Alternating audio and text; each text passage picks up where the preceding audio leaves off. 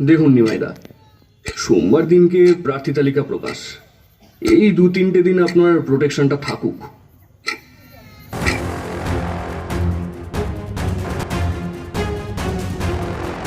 স্বপ্নের সন্ধ্যায় নিশিপুর, বাতকুল্লার গর্ব। বৃহস্পতিবার সন্ধ্যায় বাতকুল্লা ফ্রেন্ডস ক্লাবের মাঠে আয়োজিত হলো এক অনন্য মুহূর্ত। গ্র্যান্ড প্রিমিয়াম শো নিশিপুরের ট্রেলার ও সিনেমার সারাংশ প্রদর্শন। খোলা মাঠে বিশাল পর্দায় প্রদর্শিত হলো কাল্পনিক নিশিপুর গ্রামের রাজনৈতিক পটভূমিতে গড়ে ওঠা এক সামাজিক গল্প। সিনেমায় স্থানীয়দেরই অভিনয়ে ফুটে উঠেছে নায়ক ভিলেনের চেনা মুখ, যা দেখে দর্শকদের চোখে মুখে ছিল আনন্দ ও গর্বের ছাপ।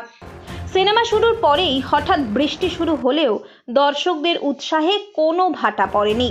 ছাতা হাতে বৃষ্টিকে উপেক্ষা করে তারা উপভোগ করেছেন পুরো সিনেমা। দর্শকরা জানিয়েছেন, এমন একটি সিনেমা সকলেরই দেখা উচিত, কারণ এটি শুধু বিনোদন নয়, বরং অতীত থেকে বর্তমান সমাজের বাস্তব চিত্র তুলে ধরা হয়েছে। উদ্যোক্তারা জানিয়েছেন, সম্পূর্ণ ক্রাউড ফান্ডিংয়ের মাধ্যমে নির্মিত হয়েছে এই সিনেমা, যা এই প্রচেষ্টাকে আরও অর্থবহ করে তুলেছে। স্থানীয় শিল্পীদের অভিনয়ে ছিল পেশাদারিত্বের ছাপ, যা দর্শকদের আবেগে ভরিয়ে দিয়েছে।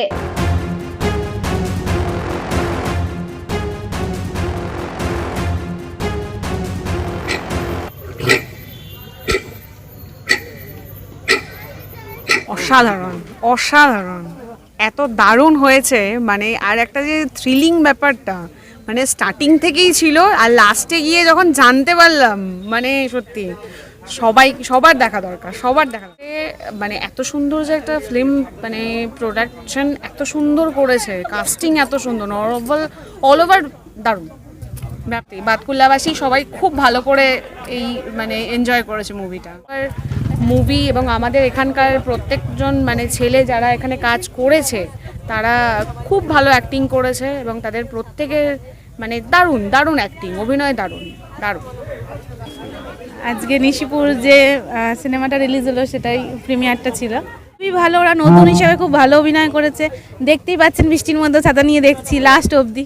মেন ব্যাপারটা তো পুরোটাই একটা পলিটিক্যাল ব্যাপার নিয়ে বইটা।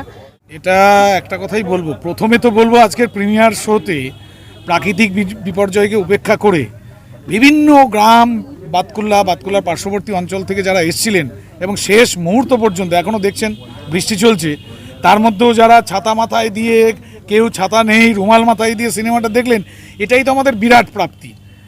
আমাদের একটা চরম অনুপ্রেরণাও বলা যেতে পারে এবং এই অনুপ্রেরণার কারণে হয়তো আগামী দিনে আমরা আরও ভালো কিছু করতে পারবো।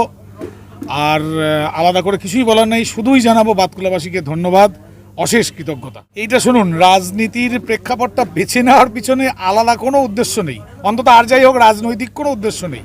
রাজনৈতিক ডামাডোল তো চলছেই, তার প্রেক্ষাপটে দাঁড়িয়ে রাজনীতির ভেতরের কিছু কথা যদি উঠে আসে মানুষের আলোচনার জন্য, ক্ষতি তো নেই।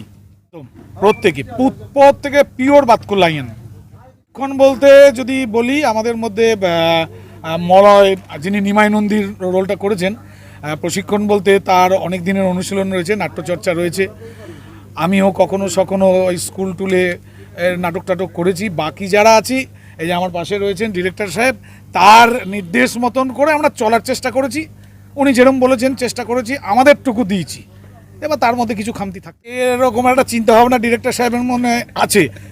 কারণ হচ্ছে এইগুলো মানে কে কাকে মারলো এটা যখন জানা গেল না, আর তদন্ত তো বিভিন্নভাবে এগোয়, আবার থেমেও যায়। দেখা যাক কি হয়। তাহলে কি আমরা পার্ট 2 দেখতে পারি? আশা রাখতে পারেন, মানুষ তো আশা নিয়ে থাকবে, আমরাও আশা করছি তো।